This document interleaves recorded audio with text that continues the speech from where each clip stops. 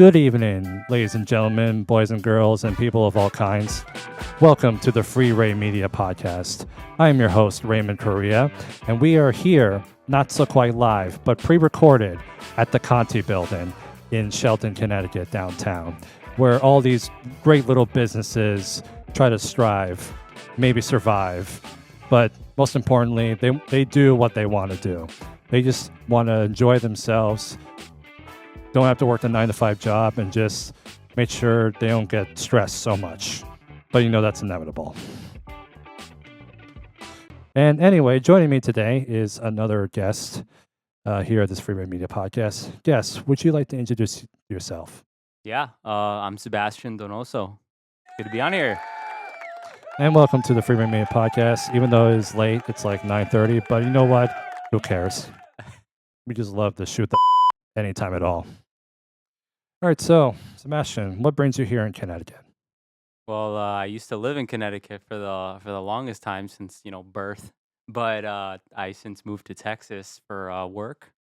I miss Connecticut a lot. It's really fun. All my friends were here, and now I'm in Texas, and it's just hot. So, are you still residency, or is it like what's the status of that? It's kind of a weird limbo. I used to work a schedule. I work at an airline, so I used to work a 7-on, 7-off schedule. So 7 days I'd be in Texas, and 7 days I would be out of Texas. So I would usually kind of divide my time pretty well between Connecticut and Texas. And now it's a little bit different, I got you there. And now, in this point in time, living in Texas, since it is currently July 2nd, 2025, what are the temperatures like down there during the summer? Well, it's usually two seasons, hot and hot as hell. Hmm. And we're in hot as hell. We're in hell right now. I'll leave it like that. But yeah, no, probably sub 100s at this point. Sub 100s. Oh, really? It was like 94 when I left, and that was probably a couple days ago. But it's habitually reached past 100, and it's hot. It's really humid more than anything. So when dealing with that kind of weather in Texas, especially during the summer, is the wind like hot breeze? There's no wind at all. But yes, it Yeah. is like even if it rains and there's some wind there, it's still hot. Gotcha. It does not quit whatsoever, honestly. Yeah, I could get a sense of that. Have you ever been to Vegas? I've never been to Vegas, but in a desert, I imagine. So probably, yeah, but it's a dry heat, right? Yeah, especially like during the summer. I will say, describing your experience, even though it's like not as much as in Texas. If you go to Las Vegas during the summer, I went there last year with my brothers, and literally the temperatures were in the literal hundreds. It was the first time looking at my phone, the weather app, and I'm like, wow, that's the first time I ever see the triple digits. And literally, I remember the three of us, we were walking on the strip from like one end to the other. I don't know how we did that. And it's literally like you're in the furnace with the hot winds on you. Man. Yeah, it's never a cold breeze, or at least very little. Oh no, it literally Yeah. it is like that. Yeah. But but I take it Vegas is a dry heat though, right? Or was it also humid? I would say maybe dry heat. Yeah, so you weren't sweating really, even in the triple digits? Kind of, yeah. Okay. I mean, Yeah, yes, and but the dry heat you can tolerate a higher temperature because sometimes I used to live in Washington State Yeah. for some time, and it also gets hot in the summer. Yeah. But there's no it's kind of like Connecticut in that sense. You don't have any AC units, none of that. Mm. So, but if it did get hot, 80s, 90s, you felt it. But you go into the shadow, you go into a shade, you don't feel it anymore. Yeah. And it's just, I think it's more the humidity that kind of gets you. Whereas in Texas, you cannot escape it because of the humidity. Kind of Yeah. here too, because in Connecticut it does get a little humid, in the summers and stuff. Yeah, absolutely. I prefer that. I mean, can't stand humidity. yeah, I mean, if I were to choose that or the freezing cold temperatures or the negative degree weather, I'll choose the humid because at least I don't have to wear heavy layers of coats and all that.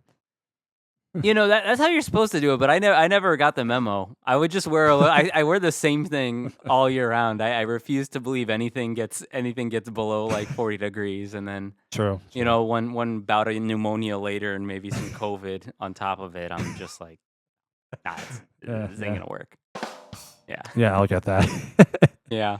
Uh, so and all right, so with Texas and Connecticut, you said off mic before we turned the cameras and the mics on that you were in Tennessee for a while. No, no, no, no. All of that was Texas. Oh, okay. Yeah, yeah, yeah. So I probably should start with the background, what brought me there. So, Oh, like go I ahead. mentioned before, I work at United Airlines. I'm a senior engineer over there. Um, I used to be in something called line support, which basically means, when an aircraft is something is going on with an aircraft right before it takes off. If it's a minor issue, we're the ones going to actually fix Mm, the minor issue. mm, So sometimes, you issue out some tape, some paperwork, you have them put some speed tape on something. If there's scratches, get the dimensions, whittle out that, buff out some of the damage. mm. Same with dents and stuff like that. Yeah. And then that's it, ready to go. You just keep metal moving. That was literally my job the past, wow, like maybe 13 months. Keep metal moving.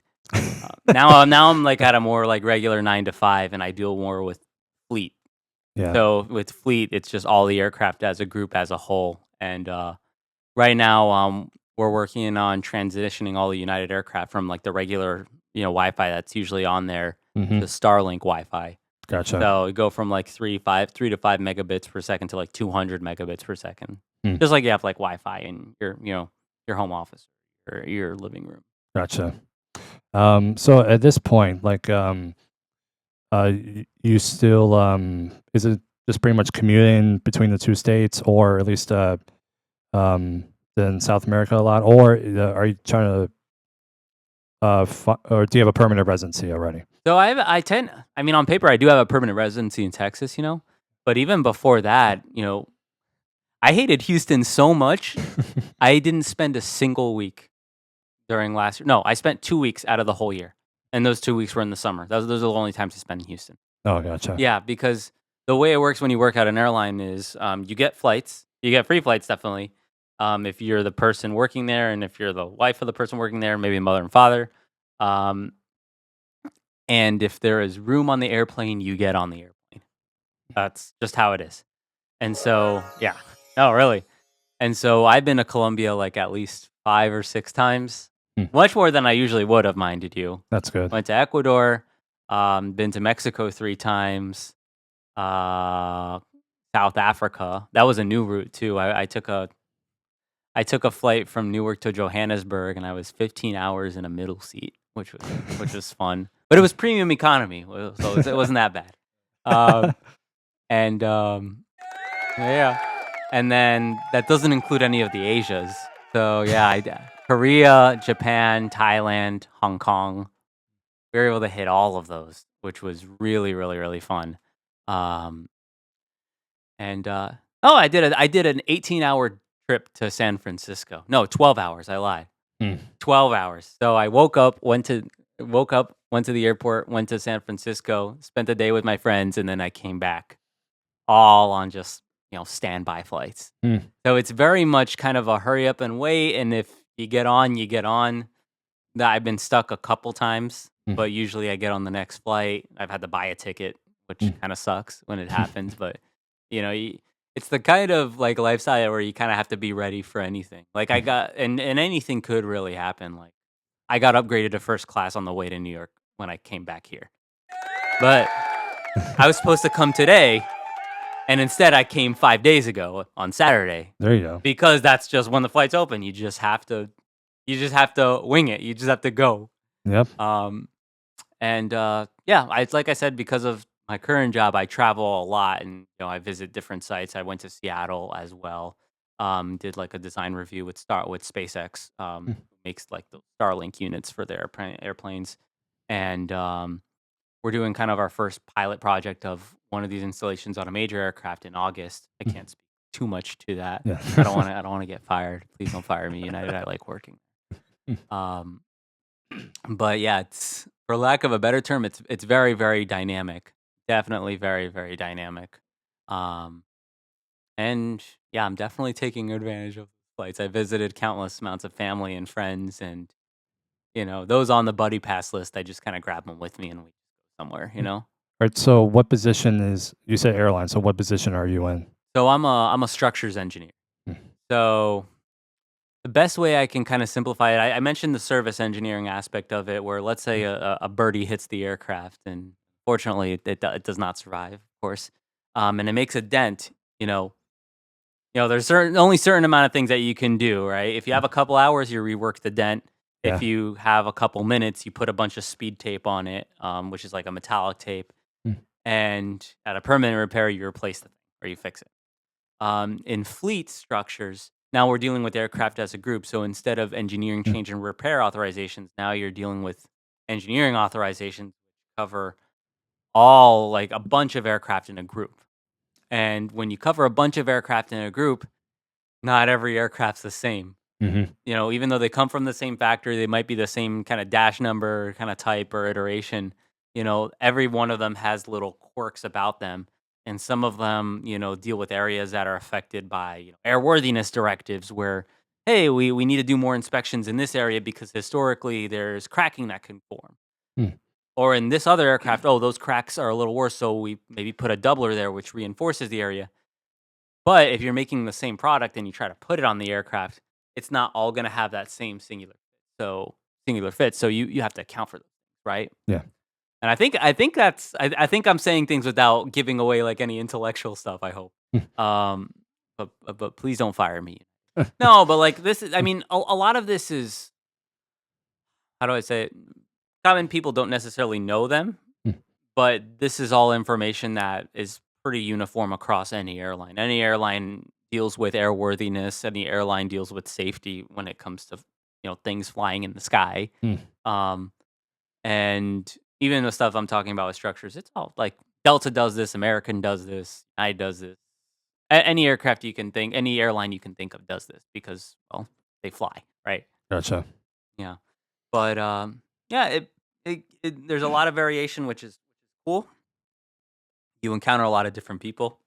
You interface with a lot of different groups, and I used to work at like the OEM side of things, Mm. where I worked at Boeing or I worked at Lockheed Martin. So it's a whole different way of viewing the exact same product and the way things kind of tree out into what becomes something a person rides on is I think is pretty cool, pretty Yeah. amazing. So, with even with that type of position, like I've always wondered whether it's a pilot or a stewardess or anybody who travels, airlines, whatever schedule it is, because it almost sounds like a free trip to those people in those positions. I don't know if you're part of that, but it's like say if you're flying from New York to San Francisco to California, and then so like what is it? Does anybody just stay there for a while, or do they immediately find the next flight and then it's like up to the next one in Florida or something? I mean, I can't speak too much about the pilots or the steward or the flight attendants in that sense, Mm. but I as an engineer, Mm. like wherever is open. So if you look at a lot of airlines, most of them follow something called the hub and spoke model. So if you Mhm. look at a bicycle wheel, right, you have the center of it, which you call the hub, and then the spokes are the little sticks kind of coming out. So what a lot of airlines do is they'll have little hubs all across the country. And those are the points where okay, if something happens with an aircraft, we can fix it and we can do a lot of heavy maintenance on it too, especially with like C checks and D checks and stuff like that.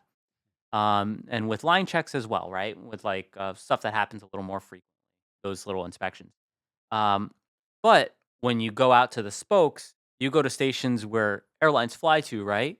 But they might not be all as well equipped to deal with the same kind of issues. Of course, nothing related to safety is affected. It's always safe. It's more whether or not, you know, you have a way to cold work a dent. Mm. Okay, instead of cold working a dent, you now put speed tape on it and you start layering it up to restore the contour and the profile, right? So going back to your question, if I go hub to hub, if I go Houston, which is one hub, to LAX, which is another United hub, I can go Houston to Seattle, I can go Houston to Chicago, I can go Houston to a whole bunch of domestic destinations. And now I land in LAX, and LAX is like the gateway to Asia, as a lot call it. So is San Francisco.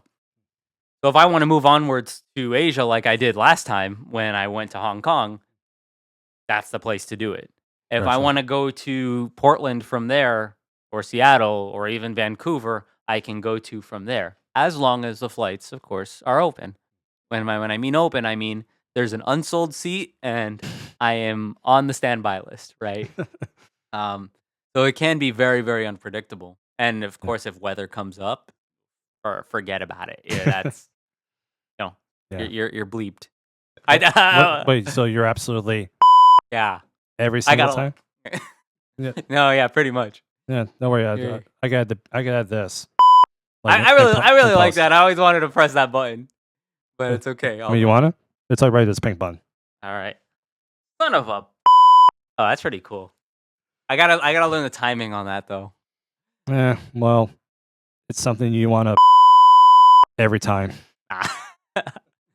No, yeah. So, So, yeah. but yeah, no, pilots work pretty interesting schedule, which is why you'll see, the same Yeah. that same kind of lifestyle, and the flight attendants, of course, follow through as well. Gotcha. You know, I'll, something that you'll see a lot with people that work at airlines is they'll essentially super commute. So if their job is in Houston, they'll live in Chicago or something, or I guess vice versa because Houston's cheaper than Chicago. Hmm. And so if their job site is Chicago, they'll just take an early morning flight and they'll go there and they'll come back. Hmm. Like I have a manager who lives in Minnesota and Hmm. he comes in twice a week. Well, it's an hour away by flight. There you go. Yeah, so it's cool stuff like that that you can kind of see that you don't really get when you work at the OEM level at a Boeing or Hmm. a United. And, being able to travel, you obviously see a bunch of stuff, which is always fun as well. Gotcha. It sounds like a really cool job. So, I'm assuming it pays well, but you get to travel at least, whether it's business or even personal. So that's just pretty cool to know. You mentioned at some point, like you stayed at San Francisco for like, or at least California for a day or something like that, and then right back to traveling. I could think of uh, like Hundred other things you'd rather do. well, hey, I'm going there tomorrow. Oh, really? Yeah, that's why I'm going to for the next week or so. Nice. I'm going to Nice. California. That's awesome. Yeah, so that's pretty much it. But yeah, I get up early, but hey, just Oh, my bad. I didn't mean to keep you that late. well, hey, What part of California? San Diego. I've been to San Diego actually. This was Yeah. way before. This was in 2015. Yeah, 2014 for me. Yeah, I had a. This is kind of a weird story. I had a violin teacher, and he was based in Ensenada, Mexico, Hmm. which is in Baja California, and it's 2 hours away from the border, Yeah. and San Diego is only 45 minutes away from the border. Hmm. This was my first cross continental trip I did, and that was like 18. Um, I just had my passport, right? I just got the passport, probably one of my first stamps, and I go there. I meet my teacher's agent because he's really a performer, so he has like an agent, that helped him book venues.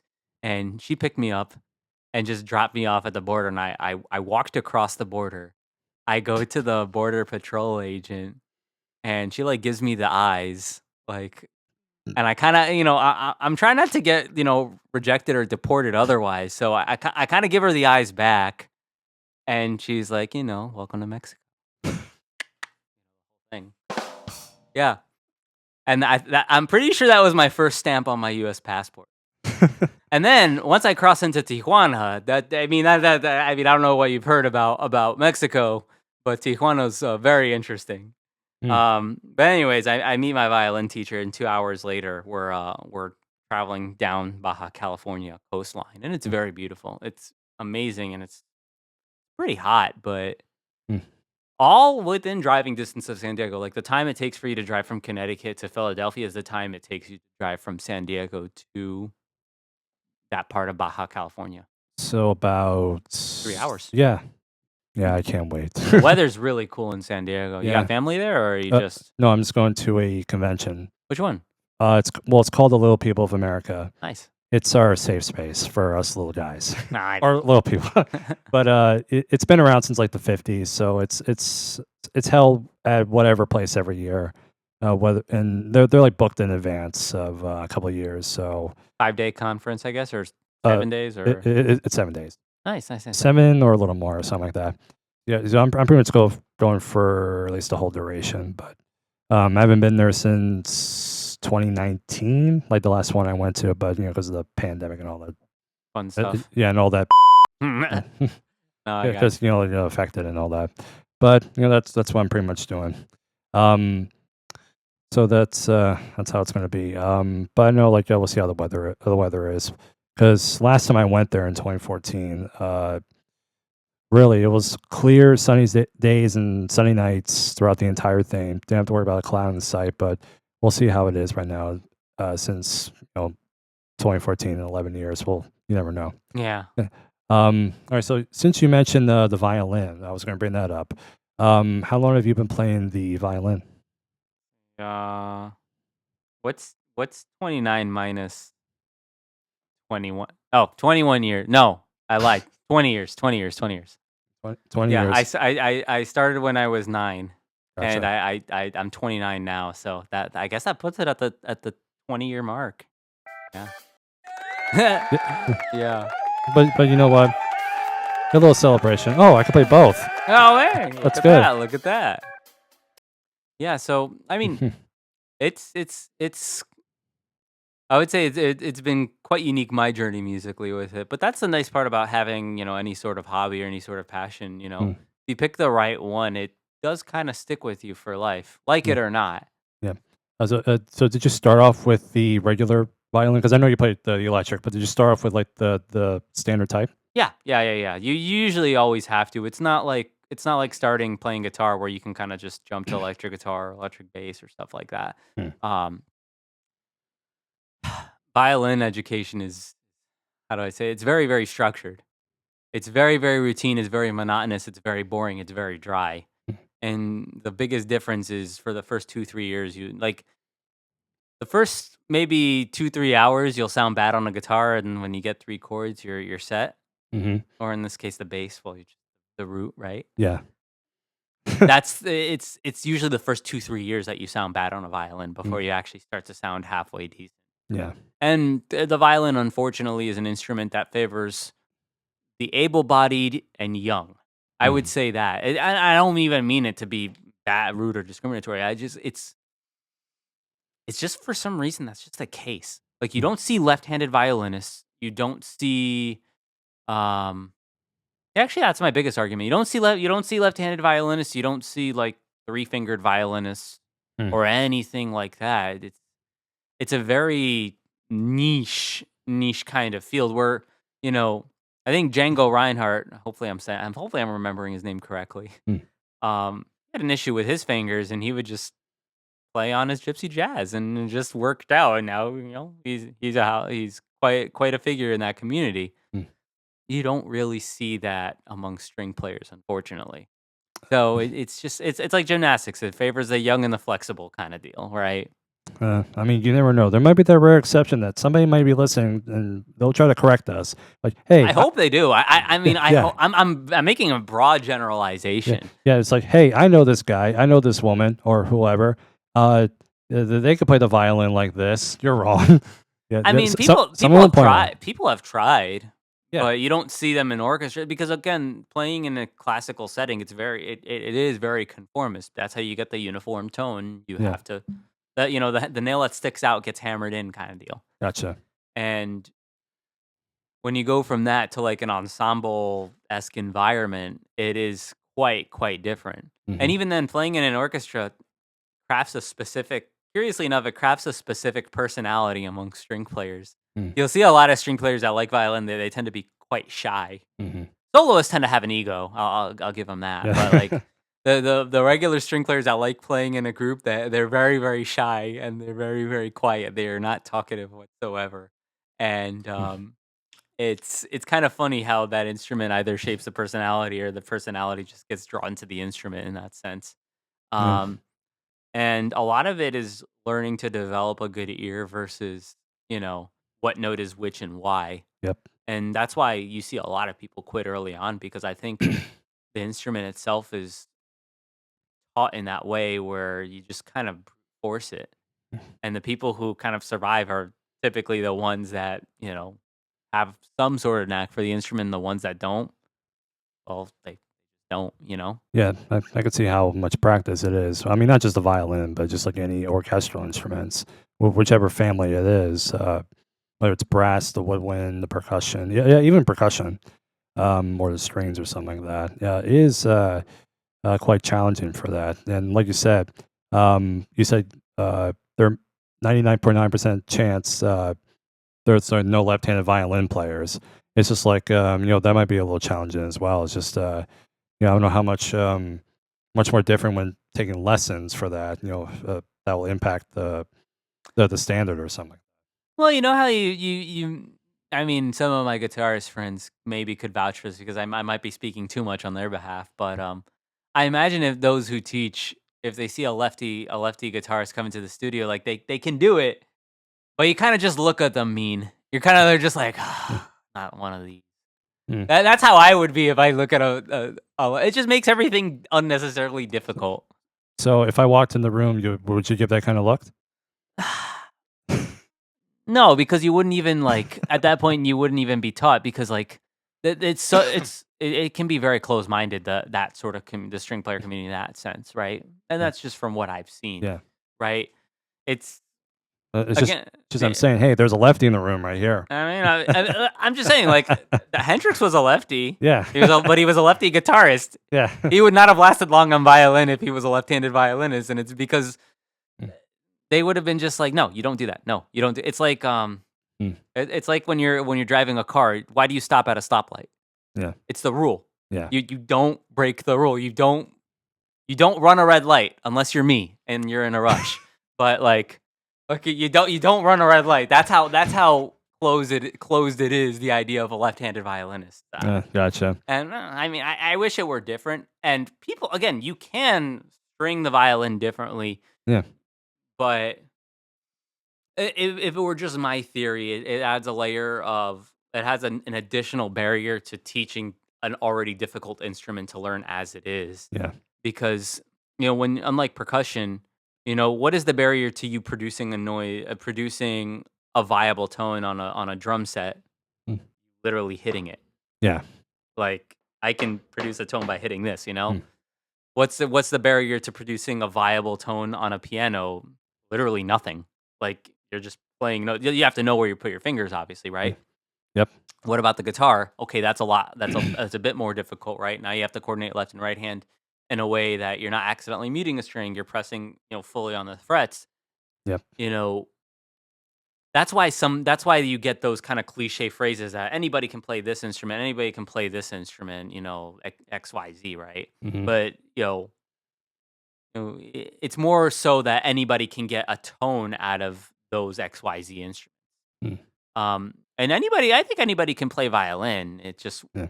you being able to get a tone out of it is what takes the longest time, and that's what can take sometimes literally years. Just the bow control itself, unfortunately.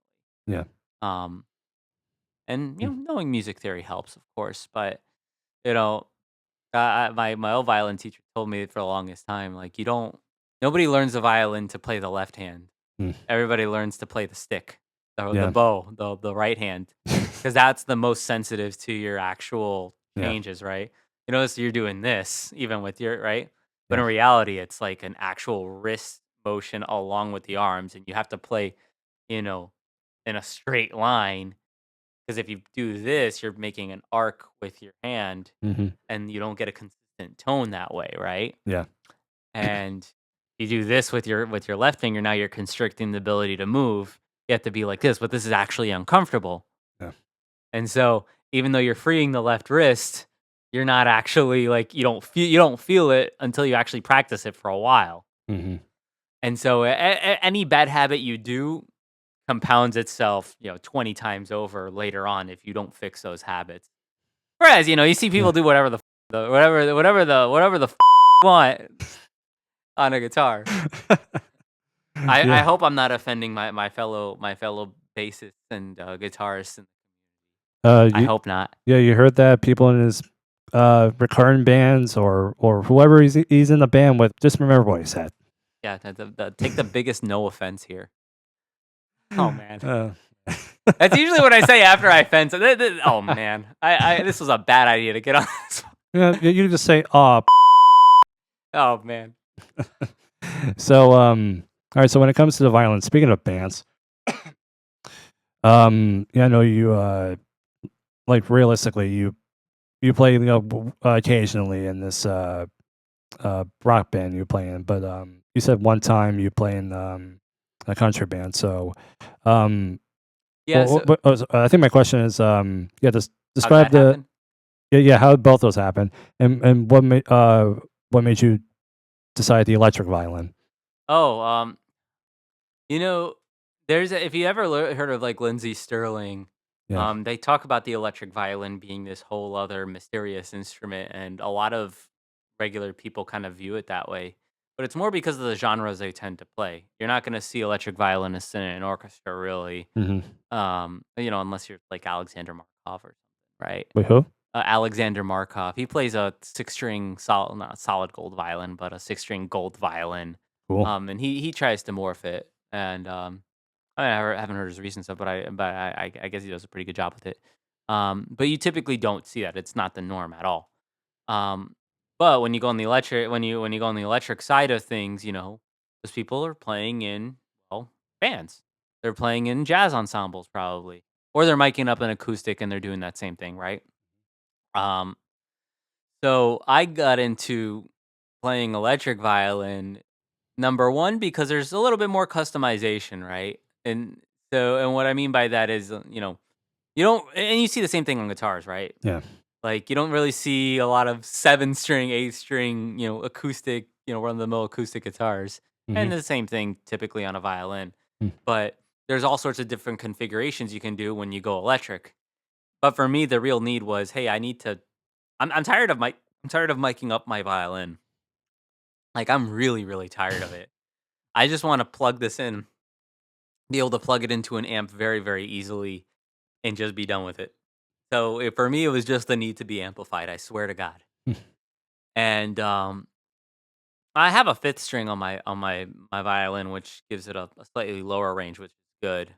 It gives me the range of like viola as well, and I like it. It was just more of a plus, like, oh, I haven't tried 5 string. Well, what happens if I do that? And I got one, and I play it primarily in Ennis Design Wave 5, which is basically a fancy way of saying 5-string electric guitar. I'm sorry, 5-string electric violin, made by Ned Steinberger, I think his name is, and it's NS Design, right? Um, yeah, that thing's been with me for a while. That thing's been with me since 2012, so past 13 years, and it has not given me a single issue whatsoever. I probably changed the strings maybe 5 times in my life. Which is not good, upkeep for a violin. I should be ashamed of myself. Mm. But every time I do pedals, it's a, effects pedal, like, being able to plug into like a quarter inch into a guitar amp just like any other, amplified, rhythm section instrument. I like that it has its benefits, and, you know, it, opens up the world for pedals and stuff like that, which I really, really like. It's still kind of hit or miss for me, I'm not going to lie. But each time becomes a little bit more and more interesting, right? I find different pedals I can play around with, like an orchestra pedal where I can sound like there's multiple me's, right? Mhm. Obviously there's distortion, the wah pedal, all that kind of stuff. Mm. Um, but if you ask me, like, the core of it is I just needed to be a little louder, and I just needed it to be a little easier to be a little louder if I Mm. needed to. Um, and when in Rome, right? So when I move to a specific area and I want to stay consistent with my instrument, the best way to do that is to find a place to play. And they're very, very short on violinists almost everywhere I go, which is funny. When I was in Seattle, same thing. Like, I went to an open mic, actually. No, I went to an open jam at, I think it was called the Blue Hen or something like that. And this is like Green Lake, Seattle, so it's kind of suburban, little tall buildings here and there, but definitely not southern vibes at all. Mm. But it's one of those only places where like you can go line dancing, and like I'm talking like the actual what you think line dancing is. Yeah. That's what they do. And that time they had an open jam, and I just played with some people, and yeah, they're like, "Oh my god, we've been looking for a violin. We've been looking for a fiddle player forever." And I have to like put the brakes on them sometimes. Like, hey, I'm not really. I don't really consider myself a fiddle player. But let's calm down here. But Okay, people. but my musical upbringing, having been classically trained and then kind of going into the jazz world, it lends itself really well to picking up a very fiddling intensive genre like country. Mm, And I'm able to fake my way through it pretty well, I would say. mm, Um, Even though I don't really listen to music all that much myself, to be honest with mm. you. And that's what ended up happening in Houston. And Houston in Texas, so that's definitely a nice place where you get a lot of country music, of course. Um, There you go. yeah, but that happened because my wife has a friend. She had a graduation party, and we're getting a little bored at the graduation party. Well, not bored, but we had to go basically. And we were literally right about to leave the door, and I looked to my left, and the friend's dad, he had an office, and in that office were 2 guitars. And I was just curious, I'm just almost like just offhanded comment, like, "Hey, you play?" Oh, like, "Yeah, yeah, yeah. That's cool. That's cool. Yeah, no, I play violin. I have an NS, violin, but or whatever." And he talks about his, and then he like does like a not a double take, like a triple take, and he's like, "Well, the violin." The double take 3 times, and That's then a six take. I'm yeah, like, pelvic thrust. yeah. No, I mean, I'm just exaggerating, right? But like, he, same thing. Like, oh my god, we've been looking for a fiddle player forever. And one rehearsal with them later, they kind of want me to play with them, and I find out from the band leader that they've been literally looking for a fiddle player for 2.5 years. Yeah, like it's yeah, when you find it, great. When you don't find it, it can be a while. That's what I kind of understand. And I would say country music is some of the easiest violin-friendly music there is to play, especially if you already have the fingerboard and the bow under your fingertips. Well, Yep. um, and it's fun to play. It's not as fun for me to listen to because I kind of like I'm trying to get over it because I know not every country song sounds the same. But Really? yeah, really. But Especially these days? but I still hear it all kind of sound the same. Yeah. Yeah. So It's what's there's a particular artist that this band loves to listen to, mm, and I get the appeal of it. mm. Let's see, I'm looking for the song. No, it wasn't Jason Allen. It was George. Hold on, I got it. George Strait. Okay. This band might as well be a George Strait cover band, and they're really good at playing the stuff. But like, I'm still at the point where I'm trying to figure out the differences in all the songs, and they all kind of start the same. They all kind of end the same. And so, this was just a recent development where I kind of joined their band. Mhm, So we'll find out where it takes us, and they're really good. They're really good players. Really, they're really good players. mhm. Um, and I'm the youngest person in the band. Funny. Like, how younger than the rest? The band's name is Old Play, so I'll let you decide. I'll let you guess. No, really, it's Old Play. Yeah, I I guarantee think all of them yeah, are like, yeah. I'm pretty sure 60s or 70s. I'm pretty sure. Alright. Yeah, and they're like, oh yeah, we'll just spray paint your hair silver, so it looks like it's just the grandson playing or something. Yeah, but okay, you have gray hair, but it looks like I your I don't have gray. Do I? no, no, no, no. I was gonna say, yeah, dye your hair gray, but your face looks like you aged very well. Yeah, I hope so. I hope so. Oh, I'm waiting for that fictional character to pop up and be like, Sebastian, you really look better than you did in high school, unlike a lot of your other classmates. But I think that's just wishful thinking because I just feel myself maybe an inch shorter than I was, and I'm already, Mm. 5'5". But Oh, there you go. yeah, I don't know. Mm. I guess I could take it or leave it. Yeah, Yeah. I don't get gray hairs though, which is good. Although I'm turning 30, and maybe from there I'll just one day. Well, hey, as long as you don't stress out with everyday life, and especially your job and personal life and everything, you should be fine. Yeah.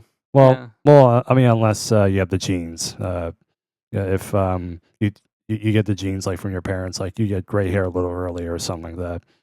Yeah. No, I don't go bald. Interesting. My family doesn't go bald ever, which is You're kind of you're fun. you're lucky, man. No, it's funny. So I used to have a friend that, and she was Russian, and He was like, "Sebastian, like, it is impossible to find a guy in Russia that isn't bald by their 30s."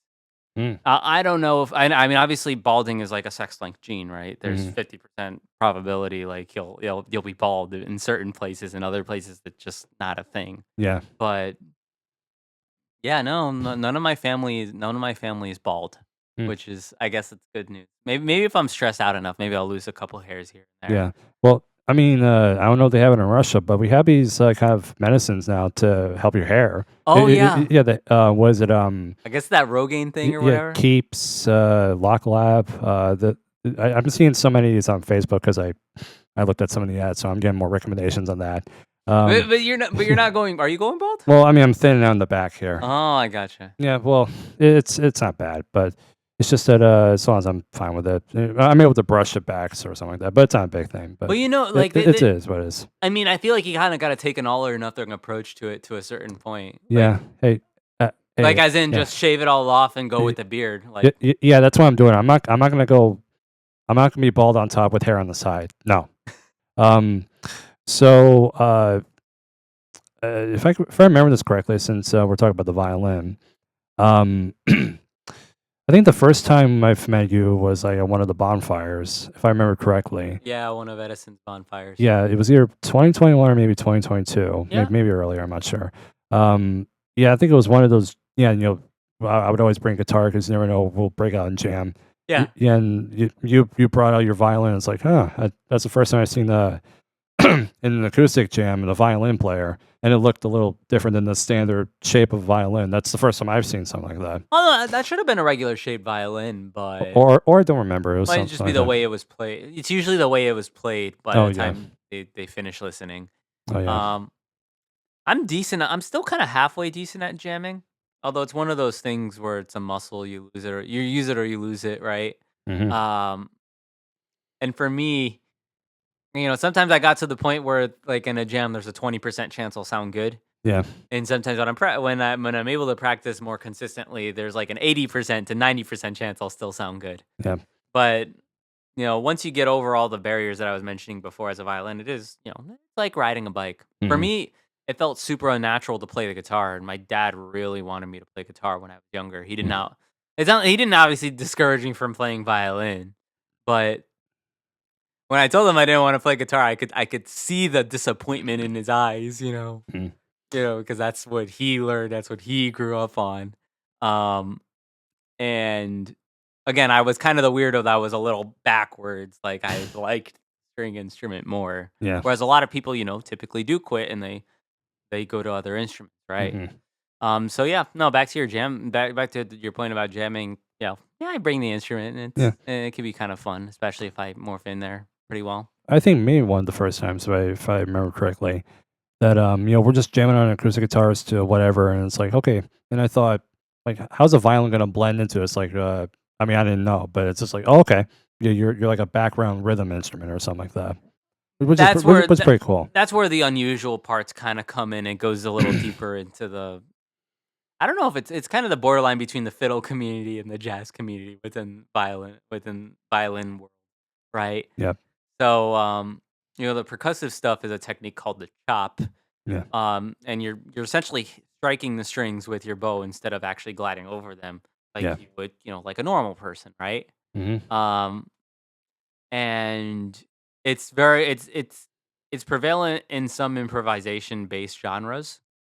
You'll start to see electric violinists use it, and now it's been adapted as strum bowing, which basically, you're basically mimicking what a guitar does, but with your Yeah. violin Mm. bow. Right. I like that term, stromboing. Strum bowing. Strombone.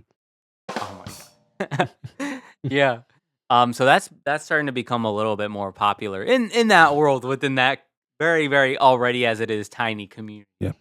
Um, but it's not without, of course, all the challenges of actually getting to that point, right? Gotcha. So that would explain a lot of the rhythmic stuff, and the blending in stuff is combining what you kind of already know of with music theory and just kind of having at it, because that's a nice part. The part that I've always enjoyed about being a string player in that sort of environment is you can have as active or as passive of a role as you want.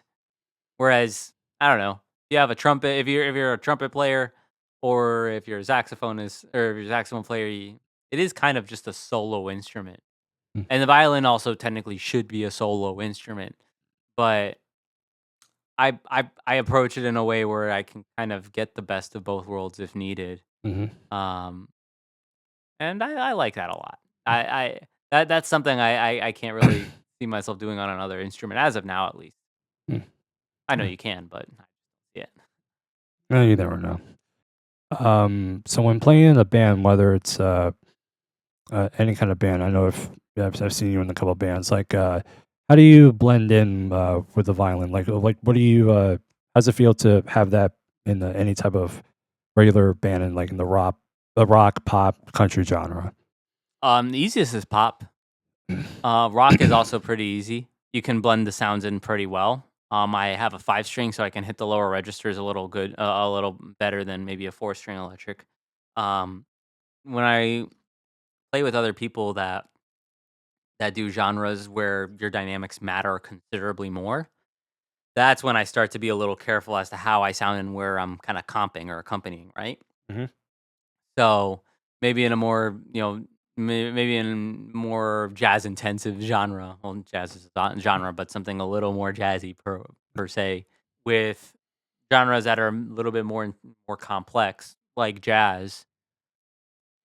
One has to be a bit more careful as to how they accompany. Anything kind of you play or do can and will be used against you, right? Hmm. In a court of audience, right? Um, And I guess that's how I approach it, right? So you start kind of like less is more, and all I kind of do is just identify gaps. Whereas a lot of bands are very content with those gaps and just doing instrumental and just vibing and vamping. Um, I'm most comfortable when I see those gaps because that's where I fill in, and that's how most of the time I can kind of just be plopped right on top of a band. You don't know I'm there until I'm there, kind of deal, or you don't know I'm there until you look and you see and you hear. Oh wow, okay. Right. Where I get least comfortable is where I feel all of the gaps are already filled because now whatever I do, it's like as if I'm doing too much, or and then as a result, I play too little. And that balance, I've never been very uncomfortable. It's easy to feel like kind of a stranger in your own circle per se. So, yeah, so what's it like? I mean, I've seen you perform a couple of times. What's it like playing on stage with any type of band playing the violin or electric violin? Whenever it's like the first time, I mean, a lot of it's gimmicky. I'm not gonna lie. A lot of it becomes like, oh my god, a violin player. Oh, blah, blah, blah, blah, But after a while, once you're a little bit more, more of a usual, right? It's just like you're another person in the group, right?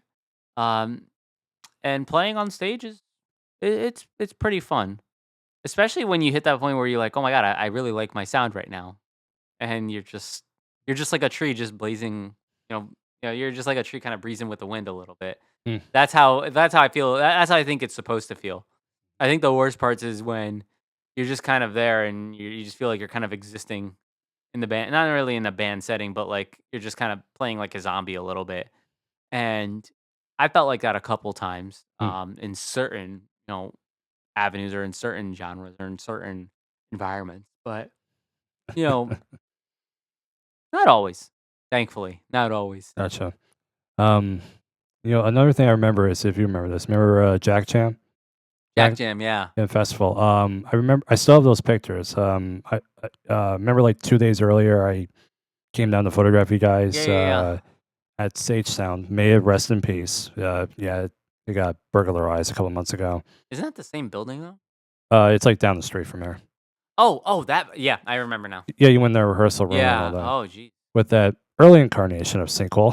Oh man. Yeah, yeah, yeah. Yeah, since it's retrospectively now. Well, that was. I think they. Were, I Yeah, think at that time we were called Satin Sheets, or was it Velvet Souls or something? Velvet Soul. I listen. I never. I'm just full disclaimer. I didn't name any of these bands. Yeah, The only band I named was Sequel, and now Now, now I'm in Texas, man. Wait, deep in the heart of Texas? That's actually one of the songs. That's actually one of the songs like I'm playing in that country band I mentioned, and it's like Really? yeah, and it's don't get me wrong, it's a good song, but again, I'm still in the point in country where I'm trying to figure out how to make sure I don't listen to everything feeling like the same way every time, right? And okay, going back to the band name, I remember Eddie telling me Satin Sheets no, Velvet Souls. and then Velvet Yeah, Shoals. yeah, like he told me that he found he no one recognized me. I don't know who came up with that name, but it was I'm pretty sure that was Edison. yeah. So he didn't realize it was like something along the lines of bondage or something like that, No, or something like I that. think it was like a foot fetish thing. Okay. Yeah, it still wasn't good. Yeah, you look up Velvet Souls on YouTube and it's a bunch of feet videos. Okay. Yeah. Well, at least something related to that. So yeah, it's like okay, let's change the band name to whatever it was. Yeah, and then I was like, okay, what about sequel? Yeah. And when I was thinking about it, I liked it. All right. It's also a programming language abbreviated as SQL. Yeah. So when you actually type up SQL, it'll come up as an actual acronym, which would be a cool shortening of it, Hmm. which is how it came up. Um, but I mean, I don't care. I'll take credit where credit's due. I named the band Sequel.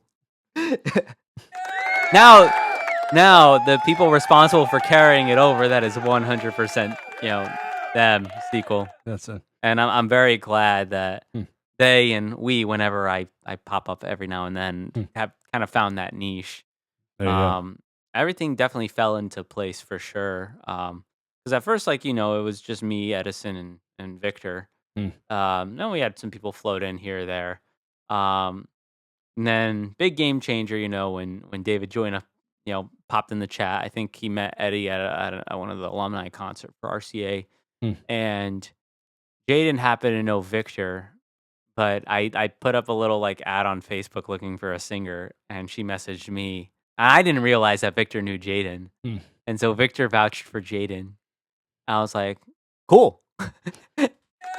Yeah, There you go. yeah. And thus we had a sequel. But is it better than the original? Oh. And I've always had this in mind. Like if you have your encore, it's not titled an encore. It's a sequel.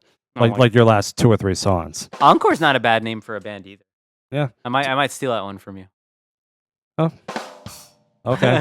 All right. Well, it's on camera now. Oh man. By the way, on this pre-recorded podcast, Sebastian's wife is here, but she's in the other room just relaxing, keeping herself occupied. So it's pretty cool that you recently got married last April. So once again, congratulations to both of you. Thank you. Yeah, I talked to her a little bit while you were taking Yeah. a break. So what made you decide to have the wedding in Colombia, and what you guys do over there? Yeah, so a lot of it was kind of Keep going. like a lot of it was essentially like kind of visa reasons.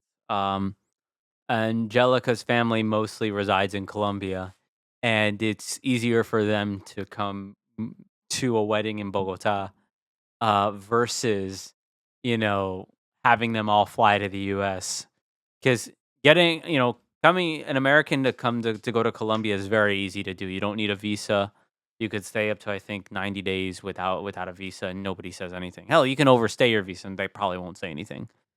But the other way around, you have to apply for the visa. You have to get off the waiting list, which in that time it was like 2 years before you can even get an interview. You have to successfully pass the interview, and then from there, you finally get your visa.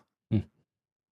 And to do that with all the family members on her side, which is really, really, really annoying, right? And it's funny because Angelica's parents tried to get a visa to come to the U.S. to see her graduate, or her whole family did, and they were able to get it. Or sorry, they were able to get an interview, and the parents failed the interview. Her brother passed it, and well, I mean, my father-in-law is great, but sometimes he puts his foot in his mouth, which is really, and it's sometimes really, really funny because you're not supposed to really do that in a visa interview because it's yeah. It was like, "Oh, how's Angelica paying for school?" "Oh, this, I took out a loan for her." And then right then and there, that's it. That's all it took. Because, peso to dollars, it's different. And Gotcha. so if you're now accepting a Colombian national who is indebted, I guess they think, oh, he's going to work over here and he's gonna overstay, even though he has all sorts of properties, in Colombia, and he wants to retire there. Mm-hmm. The mother probably would have passed, Mm. as well, or my mother-in-law probably would have passed. But again, they separated my brother-in-law and my parents-in-laws as two separate groups. Mm. And ironically, the person that passed the visa interview was the one that did not want to come to the U.S. to begin with. Literally, like he was like, "So why do you want to come?" He's like, "I don't want to come. I just want to see my sister graduate." That was basically the gist of his graduation. Then, welcome to the U.S. Um, yeah. So he was able to crash at Eddie's. Eddie and Camilo is his name. They hit it off. Yeah, cool guy to be around. Mm. Guy to be around. Likes the memes. Um, yeah, they have a whole meme culture down in Colombia, Mm. but they steal a lot of American memes, which is really funny. And he doesn't want to admit. My brother-in-law doesn't want to admit it. That's ironic. They steal from America. I used to hear it the other way around. Yeah, But yeah. yeah, it's like, oh, America steals from other colonies, or sorry, well, we don't say that anymore. Other countries or continents. Funny. I think Yeah, the politically correct term is Commonwealth. Just kidding. Yeah. No. Okay. All right, but yeah, for once, someone's stealing from America. I mean, those memes have to come from something else. I guess America's had to steal from somebody else. That's But who knows? But where? Oh my god. But yeah, so that was a big driving factor for us. And I'd be lying to you if I said we didn't get a big bang for our buck as well. It what is it? The average cost of weddings is some $35,000 in the US. I have no idea. It's that much. Yeah. And you go to places like Mexico or Colombia or Ecuador, and you go there for a fraction of the cost. Yeah. And it works out. It works out really well. And yeah, I mean, I definitely enjoyed it, and I think we had a really, really good quality wedding for what we paid for as well, and all the time constraints and everything. Mm-hmm. Although Angelica regrettably did a lot of the planning. I'm really bad at planning events. I don't like planning events. In the midst of it, I was just like, I'm never doing this again. I'll do this for my funeral, but I won't do this for my wedding. That kind of deal. And so when everything's finally coming together, when everything's finally coming together and we see the venue and we see how they decorate it, I'm like, me who did no part in like decorating or figuring out where everything was going. I'm like, what we king of the castle, Look at me. The important thing is it happened. Yeah, the debate day happened. So what you guys do there? Oh yeah, no. So we got married in like a part like that was in the mountain. It was like kind of a farm ranch thing, but it was in the mountains. Mm. And it was a really nice venue. It was outdoors. Thankfully, it didn't rain. And then we had the whole thing, the reception, pictures, Mm-hmm. and then after that, first dance, and then the party. And the party we had something called the Carnaval of Barranquilla, which is basically a really, really, really crazy, wacky carnival style dance, or a dance trope that comes in and they make everybody dance, and they really, it's hard to describe. It's very, very hard to describe, but it's very funny. It's very fun. I know people might get bored, but I'm infatuated with it. Tell us. Well, we did a limbo where we had to jump on our fours to get under the pole, which was funny. Hold on. Jump Yeah, on yeah. floor. There's a video of Edison like almost doing jumping jack push-ups. Yeah. Sorry, wait. Jump on floors to get Yeah. under something. Yeah, like it was very weird, and they had all this weird instrumentation, all these drums and this crazy fluty sound like in the background, like, and it was just nonstop for like 45 minutes, and everybody, and they're in this basically like Colombian carnival festival getup, and I mean, I can't. It's hard for me to describe it. Angelica probably describes it a lot better. Um, But yeah, I know she's busy over there. Like, yeah, can we bring her and let her describe that? she's But probably gonna be completely decked out right now. But okay, maybe next time. Maybe next time. okay. But aside from that, it was pretty fun. Um, we got after that point, I mean, the next day, I drove a motorcycle in the city in Bogota for the first time, which was kind of fun.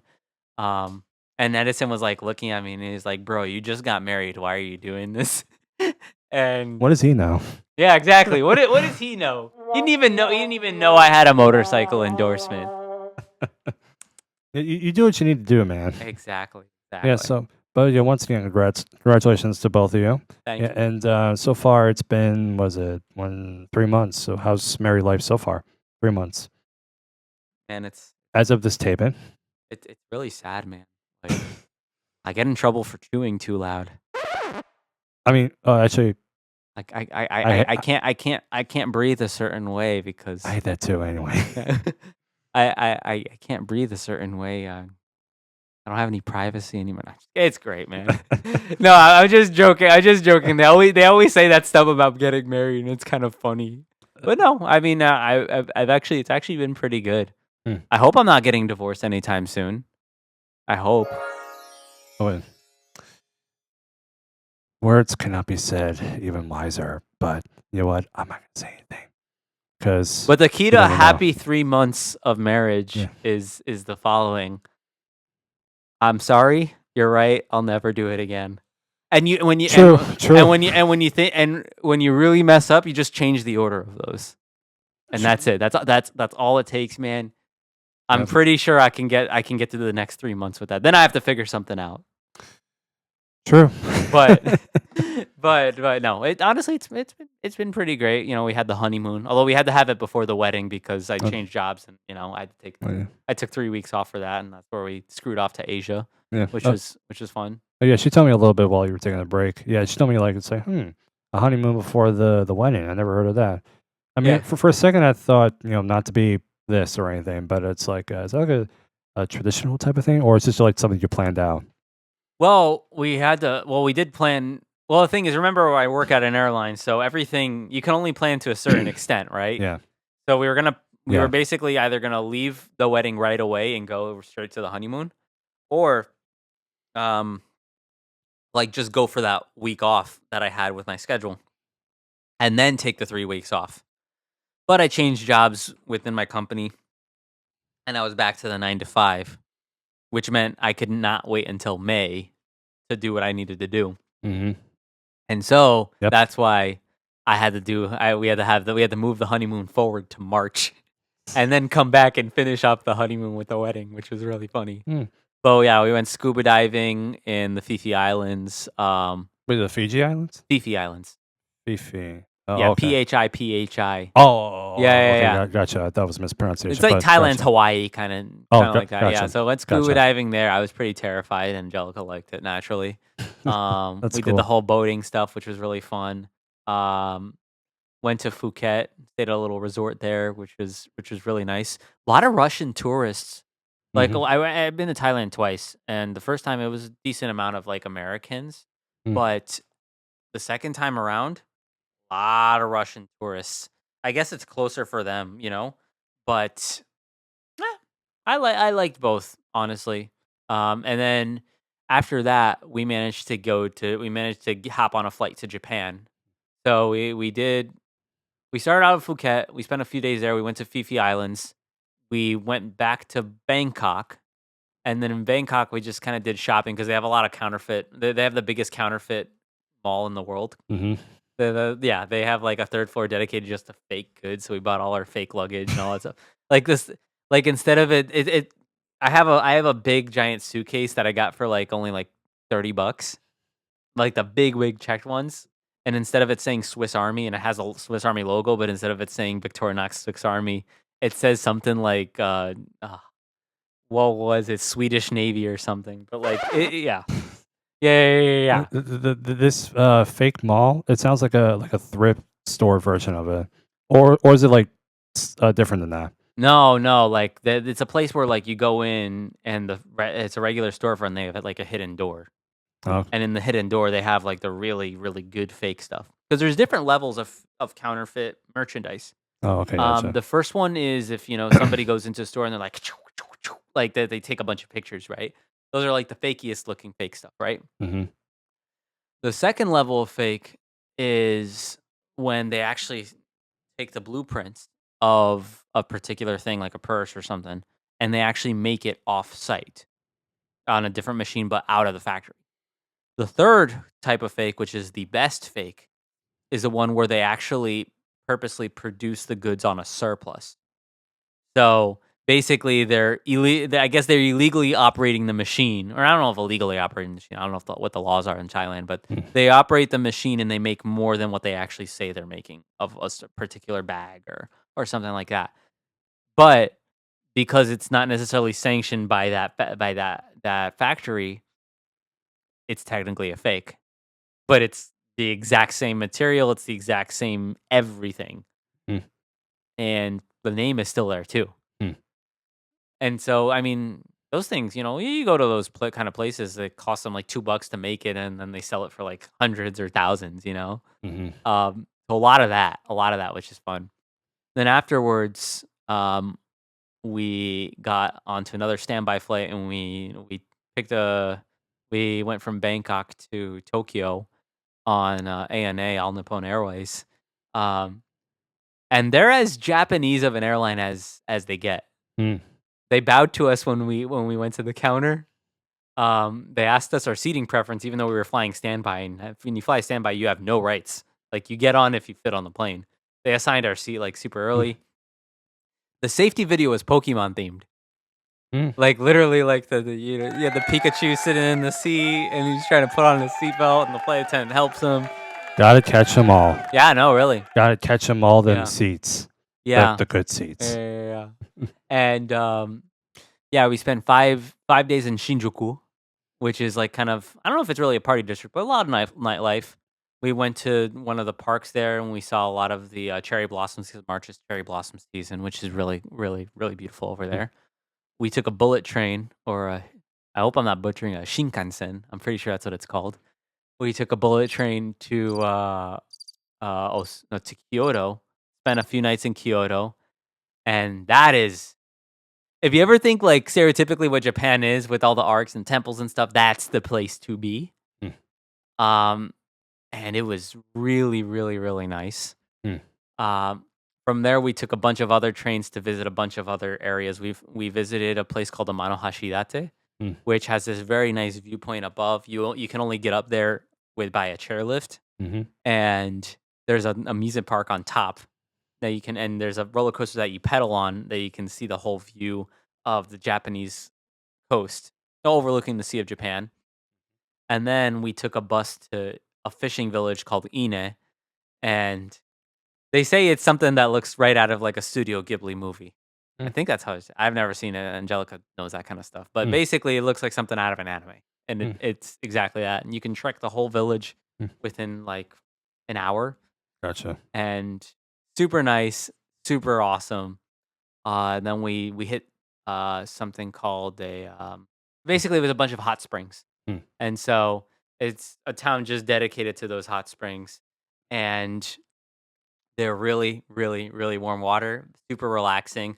You can't have tattoos there. You can't do Right. you can't be inappropriate. You can't be loud, but it's a place to relax. Well, Onsen, that's what it's called. It's uh, an onsen, which basically means it's just a Japanese hot spring. gotcha. It's Yeah. like you said, no tattoos, but at least hopefully it's covered by your shirt or something like that. If anybody ever has a tattoo, but just it's hidden somewhere, Uh, unless n- they inspect you. no, Okay. you kind of have to be completely naked. Yeah. We didn't find out about this until we got there. Okay. Yeah. Oh, yeah. It's a, Only in the spring. Only in the spring. Only in the spring. really, really, really, And it's not co-ed, I swear. really Japan. Yeah, Or but wherever this place it's, is. it's very no. This is in Japan. Okay, like really. No, yeah, they don't tell you that. We found out about the place on TikTok, and I was like, wow, this. The Kinosaki was the name of the onsen town. Onsens are a very common thing to do in Japan. It's very common for vacationers to go there, Mm. and they go into the hot springs, and the water feels amazing. Mm. Um, and we rented kimonos, and we had the thing and everything. We walked everywhere in the Hmm. town. But what are kimonos? They're like traditional kind of Japanese getup. Okay, Yeah, gotcha. yeah, yeah. And it was really fun. It was Mm. really, really fun. Um, but I did not know until we went into the first 3 that you had to be completely naked to go in. Mm. And yeah, the first one, second one, you're just like, "Oh, no." And then afterwards, you just go in the water and, well, nobody's paying attention to you, obviously. Mm. Unless you're doing something stupid, because foreigners do a lot of stupid things in Japan. Mhm. Yeah. Yeah, that's why Japanese like, that's why Japan, like, restricts foreigners from coming in, because people act a fool. I But don't blame them. yeah. But yeah, so that was fun. I wasn't expecting it, but Angelica got sick from the hot springs after a while. I wanted to keep going, but because the water is very, very hot, like Yeah. you can actually kind of hurt yourself if you kind of overdo it. But I'm Yeah. used to hot water, bathing in hot water, and Yeah. I'm like, great. I mean, I mean, nothing wrong with it. Everybody was doing it. This was not like this was a Diddy party, but oh god, we weren't wearing white because we weren't wearing anything. Okay, I think that's good enough. All right. But yeah, All right, so here, so that's pretty good. That's all the cool stories. I think maybe next time, if you ever, yeah, around. around Connecticut, I'd like both of you to be on here, just to share more stories and get both sides and everything. But I understand, like, just you for today. But we're just perfectly fine. All right, so here, I want you to get the experience right now. Yeah. You like that clip you saw of me interviewing Victor. But in this case, I just want to confess something like that. Yeah. Confess something. Like you hear my natural voice right now. Yeah. Let's see, how old am I? 32. I don't know, the short amount of years that you've known me so far. I started to admit something, and I'll just try to bring up my normal voice for a second. Okay, here it is. Oh my god. You know what? It feels good to get it off my chest. Because, this fits my persona. Or at least when people see me, they judge a book by its cover and they think this is my voice. But yeah, I just tried to keep it low all these years. Just so I don't feel like an asshole. Yeah, show your true colors there, Ray. Yeah. Here I go thinking you were just doing whippets off of like a helium balloon or something. Believe it or not, I have a hard time trying to blow into those. No. I mean, for real. I was like, I can't do it. No, I get pretty lightheaded doing that. I don't like inflating balloons.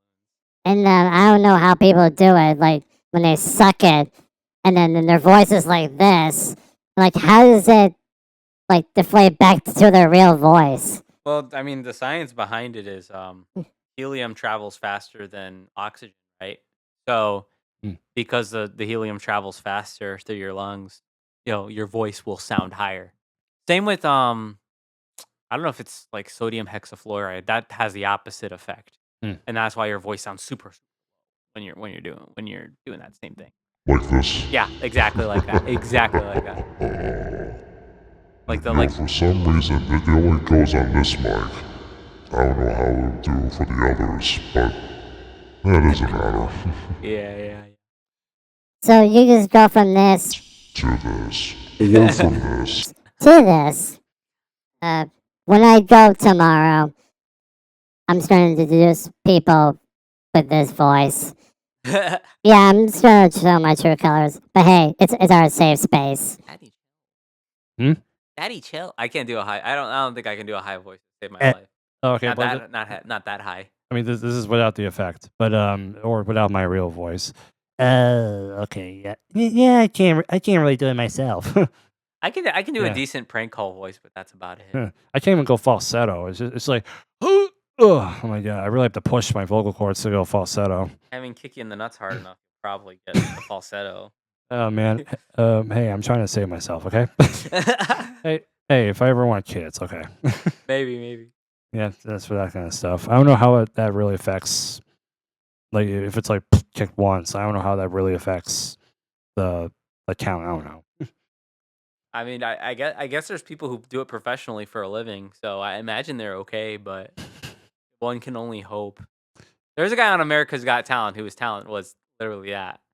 He would take shots to the nuts, like every 3 seconds or something, like sledgehammer, that kind of stuff. Yeah, it was probably like this. Oh no.